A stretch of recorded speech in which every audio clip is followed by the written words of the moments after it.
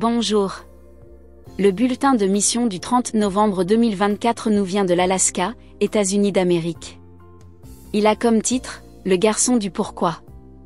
James, un garçon plein de questions, était ce que tout le monde au Camp Polari appelait un « pourquoi garçon ». Chaque instruction suscitait un « pourquoi ». Un petit mot qui portait le poids de la perte, du doute et de la curiosité. James n'était pas seulement un campeur, c'était une âme en voyage, essayant de réconcilier sa douleur avec un monde qu'il ne comprenait pas. Orphelin et vivant avec des membres de sa famille dans un village amérindien de l'Alaska, la vie de James avait été une succession de transitions. En s'envolant vers les vastes étendues sauvages de l'Alaska pour rejoindre le Camp Polari, il portait plus qu'un petit sac, il portait le lourd fardeau de questions sans réponse. Alors qu'il appréciait les sports nautiques sur le lac glacé et les rires de la camaraderie du camp, son cœur se débattait avec des questions plus profondes. Le culte du soir a fait naître une nouvelle tension. Alors que les autres se levaient pour prier, James restait assis. Le conseiller du camp, Adiv, lui rappelle gentiment les règles du camp, mais James résiste. Chaque refus n'était pas seulement une violation des règles, c'était l'expression de la tempête intérieure, une tempête de chagrin et d'incrédulité. Pourquoi devrais-je rester debout? James finit par s'exprimer le 3e jour, les larmes trahissant la bataille intérieure.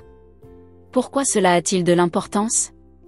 Si Dieu est réel, pourquoi a-t-il laissé mes parents mourir? Adiv, sentant la profondeur de la douleur de Jacques, n'a pas réprimandé ou exigé. Au contraire, il a utilisé le monde qui les entourait, le vent doux qui caressait leur visage, les étoiles qui brillaient fidèlement dans le ciel nocturne de l'Alaska, pour illustrer la présence de Dieu. Même si vous ne voyez pas le vent, vous savez qu'il est là, a-t-il expliqué. Même lorsque les nuages cachent les étoiles, on croit qu'elles brillent. Les larmes de James coulent à présent librement.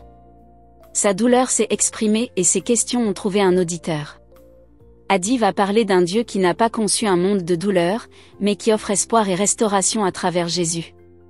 Pour la première fois, Jacques n'a pas discuté. Il a écouté. À partir de ce moment-là, Jacques s'est tenu debout pendant les prières. Sa posture a changé, mais plus important encore, son cœur aussi.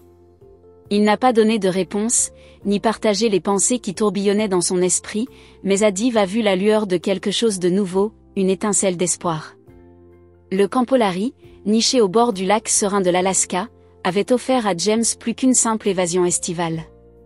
C'est devenu un lieu où sa douleur a rencontré la compassion, où ses questions ont été comprises et où son âme a commencé à se débattre avec la possibilité de la foi.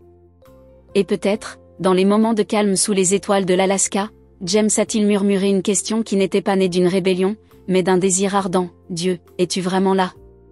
Le même Dieu que James ne pouvait pas encore voir s'approchait, attendant patiemment que le garçon avec toutes ses questions trouve son chemin vers les réponses.